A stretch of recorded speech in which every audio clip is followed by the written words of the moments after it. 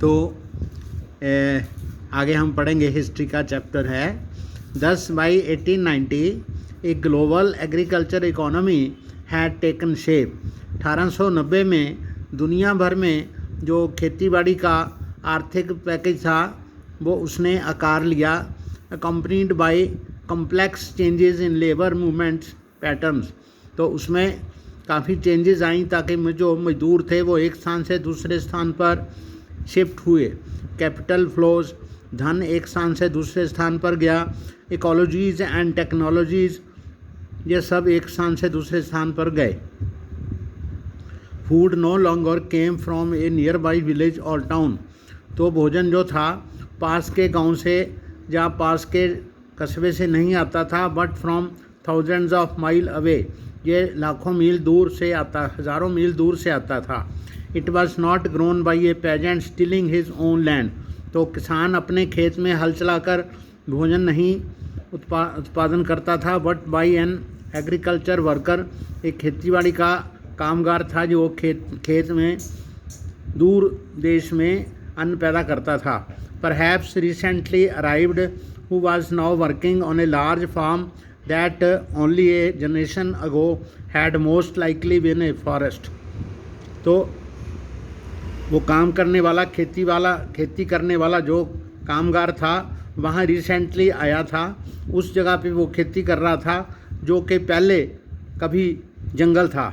It was transported by railway, built for what that very purpose, ये railway से यहाँ लाए गए थे लोग और स्थापना इसकी की गई थी और इसी काम के लिए उसको रेलवे से लाया गया था। And by ships which were increasingly manned in these decades by low paid workers, वहाँ पर कम तनख्वाह वाले काम करने वाले बहुत दूर से शिप्स से और रेलवे से लाए जाते थे इन दहाकों में। फ्रॉम साउदर्न यूरोप, जो दक्षिणी यूरोप से लाए जाते थे, एशिया, अफ्रीका एंड कैरिबियन, इन देशों से। जो गरीब लोग होते थे, मेहनत कश लोग होते थे, वो सस्ते वर्कर्स के तौर पर वहाँ पर शिप से लाए जाते थे। Imagine that you are an agriculture worker, आप अपने आप को मानो कि आप एक खेतीबाड़ी के कामगार हो। Who has arrived in America from Ireland, जो आप आयरलैंड से अमेरिका आए हो। Write a paragraph on why you choose to come and how you are earning your living, तो आपको ये एहसास होना चाहिए कि आयरलैंड में जहाँ से आप आए हो वहाँ पर बहुत ज़्यादा भूखमरी थी, वहाँ पर खेतीबाड़ी नहीं होती थी, बैरन लैंड्स होते थे, तो वहाँ से आपको काम की तलाश में जहाँ मजबूरी में आना पड़ा। और यहाँ के हालात जो हैं वो भी बहुत गर्मी है और बहुत ऐसे हालात हैं जो फेस करने मुश्किल हैं, तो आपको बहुत ज़्यादा मजबूरी में वहाँ पर आना पड़ा। Some of these dramatic change though on a small scale occurred closer home in west Punjab, तो भारत में भी पश्चिमी पंजाब में भी ऐसे हालात हुए। Here the British Indian government built a network of irrigation canals to transform semi desert waste into fertile agriculture land that could grow wheat and cotton for export, तो पंजाब में सरकार जो थी, अंग्रेज़ों की सरकार ने यहाँ पर भी इरिगेशन नेटवर्क, नहरें बनाई और सेमी डेजर्ट एरिया जो था, काफ़ी बंजर इलाका था, उसमें उन्होंने खेतीबाड़ी शुरू की ताकि फर्टाइल एग्रीकल्चर लैंड बनाया जाए और उसमें कनक और कपास उगाकर बाहरी देशों को भेजा जाए। The canal colonies as the areas irrigated by new canals, जो नया इलाका था जो कि नहरों द्वारा सिंचित था, वर कॉल्ड, उसको कहते थे canal colony. Were settled by peasants from other parts of Punjab, Punjab के दूसरे इलाकों से वहाँ पर आके लोगों ने नहरी खेती करनी शुरू की। Of course food is merely an example, इसमें भोजन जो है वो सिर्फ एक उदाहरण है। A similar story can be told for cotton, ऐसी ही कहानी जो है कपास के लिए भी बताई जा सकती है।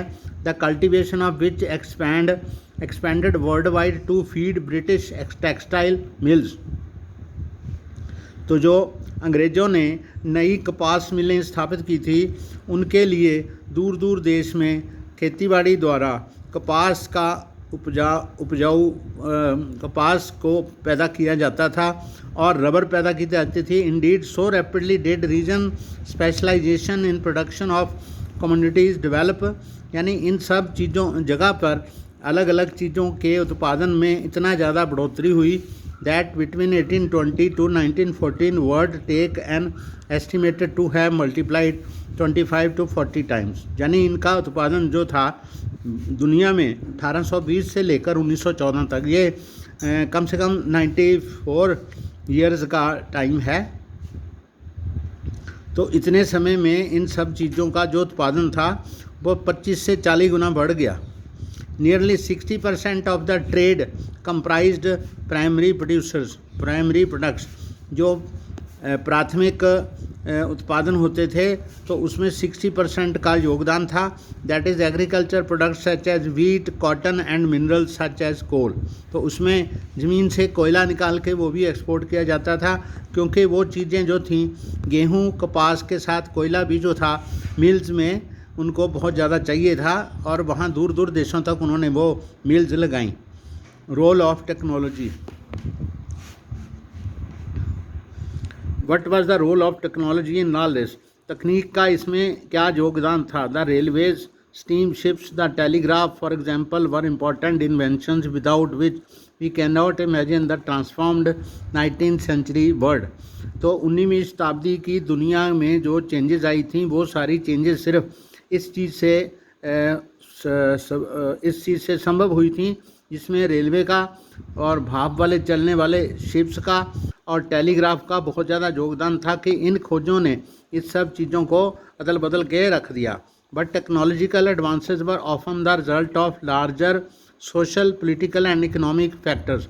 तो ये जो तकनीकी एडवांसेस थे, तकनीकी उन्नति थी, वो मतलब पॉलिटिकल और इकोनॉमिक फैक्टर्स थे, उसमें उसका योगदान था, सामाजिक तौर पर भी था। For example colonisation stimulated new investment and improvement in transport, faster railway.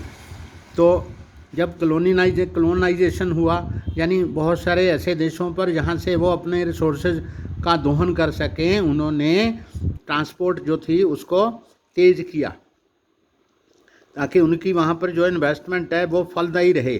Lighter wagons and larger ships helped move goods from cheaply and quickly from faraway farms to final market. तो रेलवे से ऐसा संभव होता था कि सस्ते भाव वो लोग चीज़ें को एक स्थान से दूसरे स्थान पर छोटी वैगन से और बड़े बड़े शिप से वो लोग बहुत जल्दी सामान को जल्दी पहुंचा देते थे।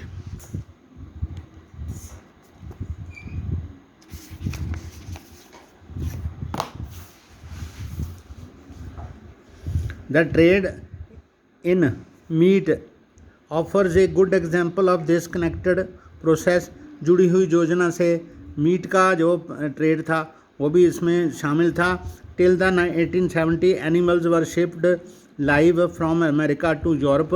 तो 1870 के आसपास अमेरिका से जिंदा पशु जो थे यूरोप को भेजे जाते थे, and then slaughtered when they arrived there. जब वो वहाँ पहुँचते थे तो उनको वहाँ पर कत्ल कर दिया जाता था।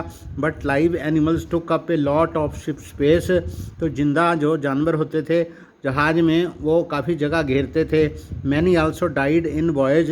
तो रास्ते में दूर से आते हुए रास्ते में पशु ऐसे ही मर भी जाते थे, फेल इल, बीमार हो जाते थे, लॉस्ट वेट, उनका वेट कम हो जाता था और बिकम अनफिट टू ईट, खाने के योग्य नहीं रहते थे। Meat was hence an expensive luxury beyond the reach of European poor. तो यूरोप के गरीब लोगों के लिए मीट जो था एक महंगा खाना था। High prices in turn kept demand and production down. तो जो काफ़ी महंगे होने के कारण उनकी जो मांग थी वो कम हो गई। Until the development of new technology, जब तक नई टेक्नोलॉजी नहीं आई, नेमली रेफ्रिजरेटेड शिप्स, ऐसे शिप्स जिसमें उनको ठंडा रखा जा सके, which enabled the transport of perishable food over long distances. जो ख़राब हो सकने वाला भोजन था वो ठंडा करके रख के उसको दूर दूर देशों तक लाया जाता था। Now animals were slaughtered for food at the starting point.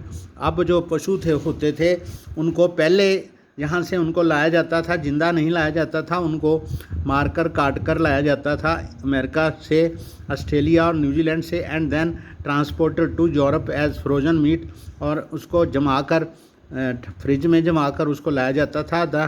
This reduced shipping cost, इससे जहाज़ों में उसकी शिपिंग कॉस्ट होती थी वो कम हो गई।